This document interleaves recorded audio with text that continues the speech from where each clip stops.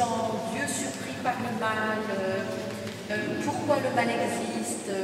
Au moment de la création, Dieu dit que cela était bon, mais tout n'est pas bon dans la création. Comment expliquer cette imperfection? Le mal n'a pas vocation dans la création de Dieu, mais comment il peut se révéler, surgir? Tout ça, c'est un petit peu le même genre de questions. Isabelle? Isabelle, elle n'a pas réponse à tout. Hein.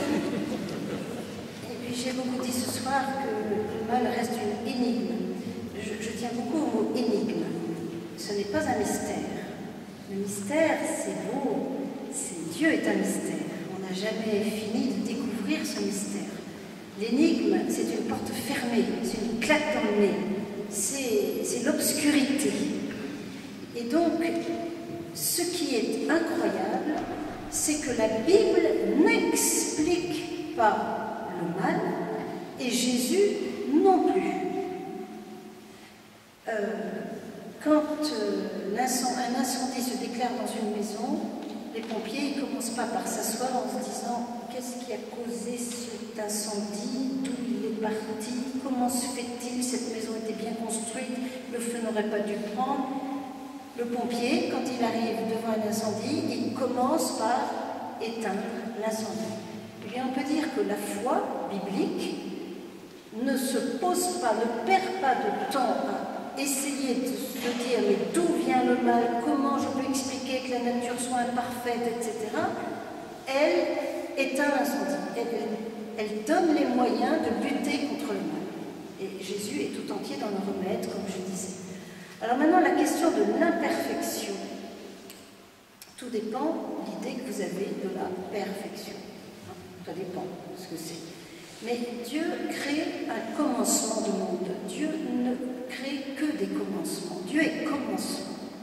Il fait des petits dômes, des petites graines. Il fait un commencement de monde.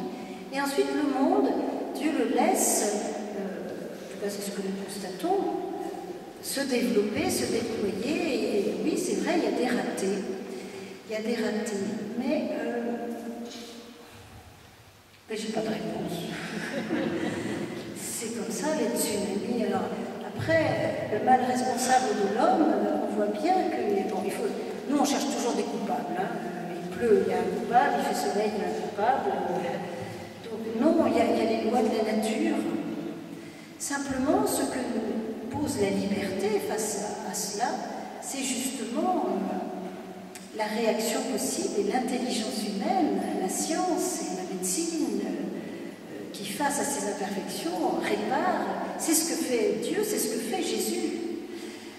Je n'ai pas dit tout à l'heure, mais la passion qui lui tombe dessus à Jésus, on peut voir les choses comme si ça n'aurait pas dû être prévu. Bon, on vient l'arrêter, son meilleur ami Judas le trahit, tout ça. Mais il refuse de subir. Il ne cherche pas des explications, il refuse de subir. Et il retourne et il dit, ma vie, vous croyez que vous me la prenez? Ben non, je vous la donne. Nul ne la prend, je vous la donne. Et par rapport à ça, j'entends Jean-Paul Sartre, c'était pas un grand théologien, mais il a dit des belles choses. Je crois qu'il a écrit, l'important n'est pas ce que la vie me fait subir, mais ce que je fais de ce que la vie me fait subir. C'est fort, ça. Il y a des tsunamis, il y a des... Voilà. Qu'est-ce qu'on fait avec le nucléaire, hein, Fukushima? Qui tire les leçons? Voilà. Qu'est-ce que je fais des choses subies? Voilà, le Dieu nous laisse un monde pour que nous régnions sur une création qui est commencement et qui se développe pas toujours comme il faut. Mais c'est pas une réponse à moi.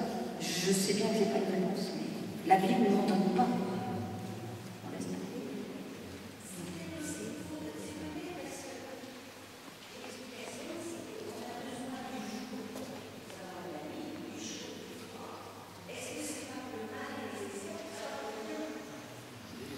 Non, le mal ne sera pas.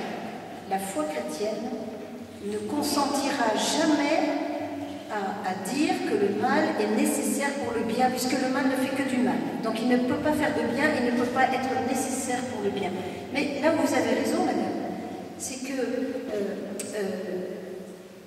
qui est-ce qui dit ça de manière magnifique? C'est Paul Beauchamp qui disait que lorsque Dieu crée, il sépare les ténèbres et la lumière, et il ne détruit pas les ténèbres. Il ne détruit rien. Lorsque Dieu crée, il sépare la mer et l'air, la lumière et les ténèbres, mais il laisse les ténèbres. Et la lumière brille dans les ténèbres, et les ténèbres n'ont pas saisi, comme dira en écho Saint Jean. Donc là, vous avez raison. Il n'y a que la nuit qu'on voit les étoiles. Et laissez pousser l'ivraie et le bon grain ensemble, parce que si vous enlevez l'ivraie, vous risquez d'enlever aussi le bon grain. Mais ça reste énigmatique. Vas-y, je t'écoute. Alors on va passer peut-être à l'homme, après la création, il en fait partie. Vous avez dit, le mal ne veut pas de Dieu ni de l'homme. Ne vient pas de Dieu ni de l'homme. Pourquoi n'avez-vous pas ajouté qu'il vient de Satan? Alors j'ai déjà répondu. Je suis en partie. Vous avez les démons, hein, au pluriel, nous sommes légions. J'ai dit Dieu est unique, Satan est une multitude. Mais surtout, comment dire, Jésus a utilisé un langage. C'est innommable le mal.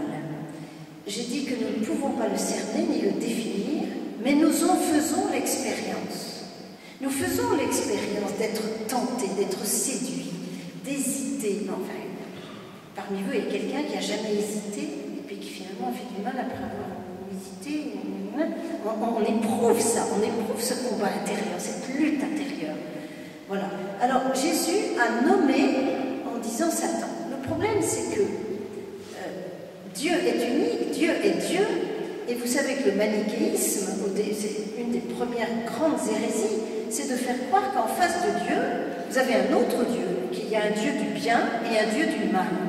Ça, c'est une philosophie, mais le christianisme refuse de personnifier Satan tout en continuant à utiliser le langage du diable, du diabolos, du Lucifer, du homicide, menteur. Le diable, c'est dans l'évangile, il le nomme, mais j'ai essayé de vous expliquer, c'est un langage pour que jamais nous ne nommions diable un homme. Jésus ne se trompe pas d'adversaire, donc la lutte est spirituelle, mais ce mal est d'un néant qui veut nous faire croire qu'il existe pour mieux nous conduire au néant, et quand tout sera dans le néant, il n'y aura plus rien, et là on verra que Satan n'existait pas, puisqu'il est le néant qui attire au néant. Mais c'est un langage très utile et qu'Ignace a compris, parce que Ignace nous met face au mal. Et surtout, bien avant la psychanalyse, il a utilisé ce langage de Satan pour déculpabiliser, pour dire « je ne suis pas le mal, puisque je peux faire sortir de moi ce mal ». Alors après, selon les siècles dans l'Église, et puis selon notre propre spiritualité, nous pouvons, vous savez, moi je l'appelle, excusez-moi, entre guillemets, le salopard d'en face. Ça me soulage, ça me fait du bien. Voilà. Après, chacun fait comme il veut. Mais je n'adore que Dieu. Je ne crois qu'en Dieu. Et celui-là ne mérite pas du tout qu'on parle de lui. Mais c'est utile de parler de lui, parce que comme ça, voilà. Vous comprenez? Mais nous sommes les adorateurs d'un seul Dieu. Je crois en un seul Dieu, tout-puissant, créateur de toutes choses. Justement, il y a une question sur la toute-puissance. Oui. La toute-puissance, comment vous expliquer que, voilà, c'est celle-là, tiens, elle est là, voilà. Le Dieu est le créateur de tout, le tout-puissant, comme le mal a pu surgir et le surprendre.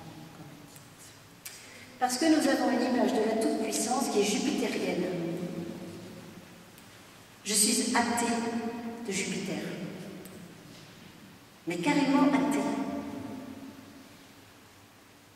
La toute-puissance de Dieu est une toute-puissance. Enfin, je me souviens, j'ai rencontré Monseigneur Claverie.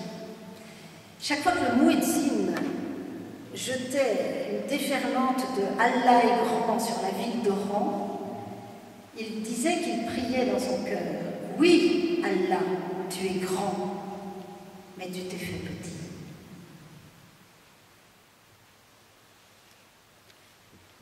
La toute-puissance de Dieu est une puissance de kénos, nous dira saint Paul. La toute-puissance de se vider de soi-même pour faire place à l'autre. Dieu est-il tout?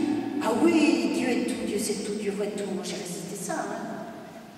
Une fourmi noire sur une pierre noire dans la nuit noire, Dieu la voit. Moi j'étais terrorisée. On s'en sort.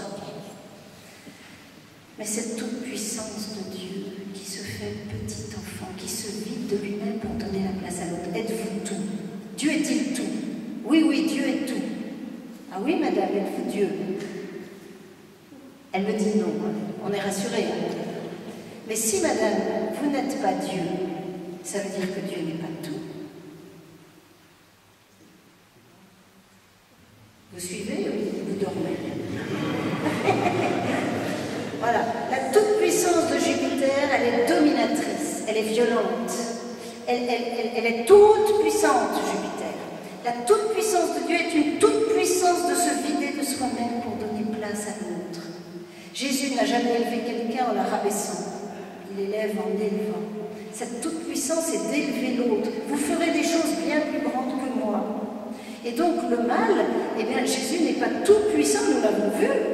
Il est tout-puissant à faire voir les aveugles, entendre les sourds, parler les muets, mais il n'est pas tout-puissant à nous vaincre, à nous convaincre. Ça c'est Christian Bobin qui dit, donc convaincre, il y a vaincre. Et Dieu ne veut pas vaincre, Dieu veut aimer. C'est une toute-puissance d'amour. Alors, je vais rappeler des vieux souvenirs. Hein. Moi j'ai bien connu le père Varillon, plus vieille. Hein. J'ai bien connu, j'allais au Châtelain à Francheville. Et vous avez entendu le père Varillon, on a ça en cassette. Dieu est-il tout-puissant?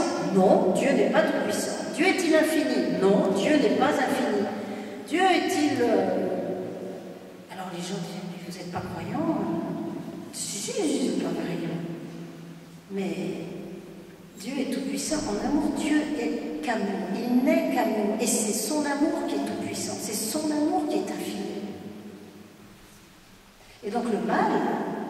il va le vaincre avec une toute-puissance d'amour, il va préférer se laisser tuer en continuant d'aimer. Quelle toute-puissance quand même, de nous aimer à ce point.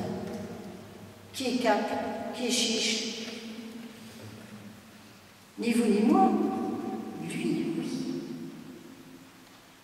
Et Jésus, c'est tout le portrait de son Père. Ça veut dire que si Jésus n'a pas été tout-puissant à nous convaincre, le Père, lui, nous préfère libre. Que j'ai aimé, mon Dieu, que j'ai aimé. J'aime beaucoup notre pape François, je crois que vous l'avez senti.